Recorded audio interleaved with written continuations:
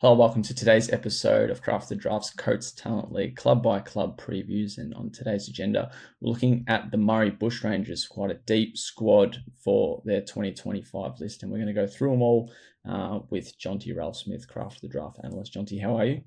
Yeah, very good. I think Murray have got one of the deeper lists they've had in recent times, so keen to get stuck in.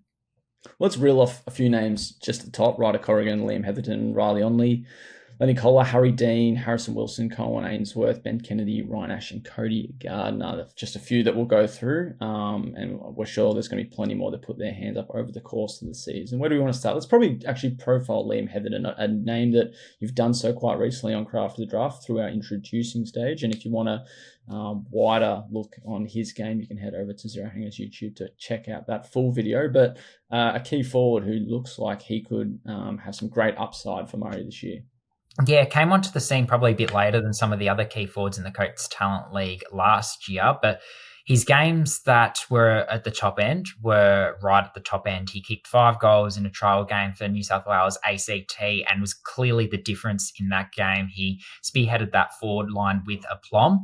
And then on AFL Grand Final Day in the Under-17s Futures game, he kicked the 3 goals and was really, really impressive as well. He's got the ability to take contested marks and his reach is quite impressive. But then probably what separates him is A, his running capacity to get up the ground, but then B, his ability to remain involved at ground level. So he rarely gets outmarked and he's often able to mop up his own work. And when I look at some of the goals he kicked last year, as I was sort of collating some of the highlights for that package, something that probably flew under the radar is just how well he snaps a footy. It's something Jeremy Cameron does really, really effortlessly. And he's got the ability to get such penetration in a snap kick as well. He can kick at 40, 45 metres. So look for him to, do some really impressive things in 2025 as the leader of that Bushrangers forward line. Yeah, always a good sign to stand out in the forward line as a bottom ager when you've got quality like the Whitlock twins and Joe Berry and Josh Murphy also plying their trade. So plenty of positives for Liam Hetherton heading into 2025. Let's have a look at the midfielders. Riley Onley is going to be a name talked about a lot.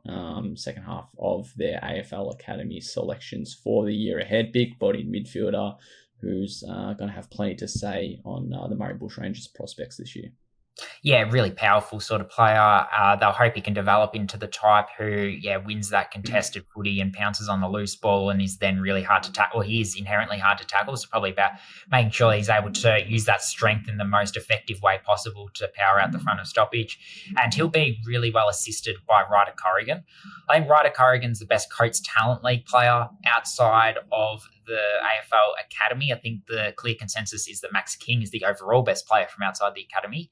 But Ryder Corrigan takes the cake in terms of Coates League players because he's, bullet a gate when he wants to win a contested footy. He's really courageous. He's really strong. He wins clearances.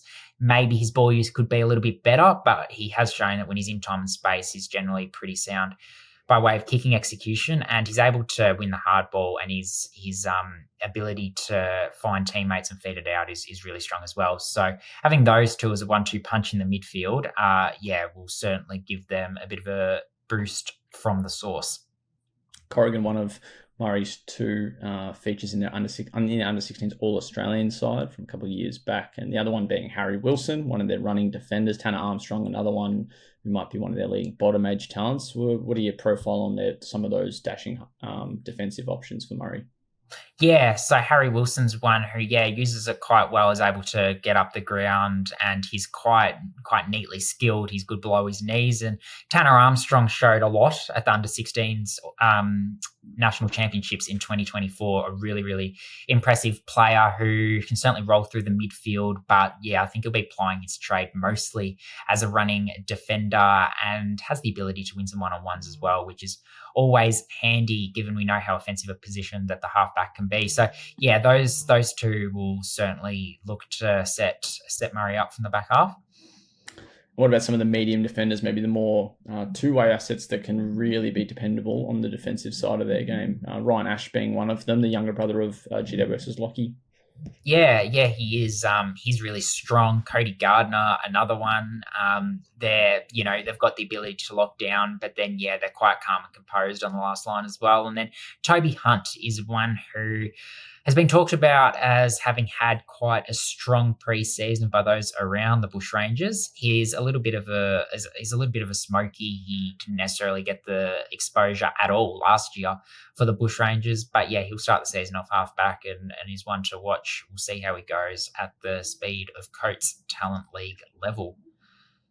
Obviously, the forward line was a big talking point for Murray last year. Looks like their rear guard will be where they hold up the strongest. Harry Dean, tall defender, Carlton father-son prospect. So he'll have a lot of attention on him. Where do you see his game and the support around him for Murray this year? Yeah, Harry Dean had a very strong practice game by all reports, playing for the Murray Bushrangers against the Bendigo Pioneers in pre-season. That was their main pre-season hit out just after the Coates Talent League testing day. Injury interrupted 2024, unfortunately, but still showed enough promise to get selected in the Vic Country Summer Hub.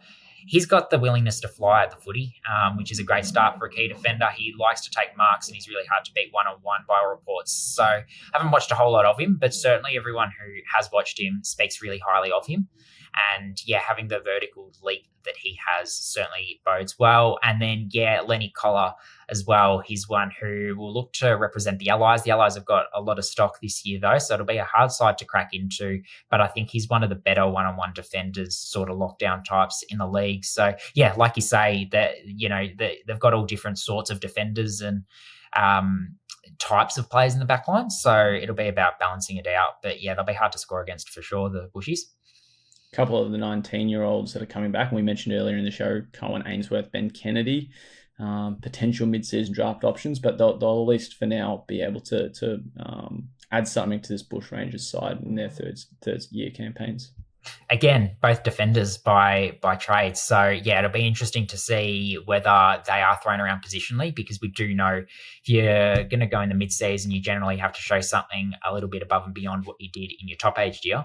So it'll be a matter of Mark Brown, the coach of the Murray Bushrangers, sort of balancing that out. But yeah, Ben Kennedy's the sort who probably plays a little bit above his height. Played his strongest footy at school level last year for Xavier College, and his ability to take some marks is really impressive. And then Cohen Ainsworth's is his speed. His sort of ability to burst out a stoppage or provide some run is really impressive. Usually does it off the half-back line, but we might see him at the other end of the ground this year. Well, Murray, one of those clubs won't feature in round one. Their first game of the season will come in round two on Saturday, April 5 against Bendigo up in Wangaratta. So that'll be a great game for them to start their season on. Jonty, thanks again for previewing the Murray Bushes, and we'll look forward to our next episode in our Coates Talent League previews. Certainly. Thanks, Mitch. You can catch all of our other episodes on Zero Hanger's YouTube page. You can head to zerohanger.com for all the latest news, views, and opinions on the draft.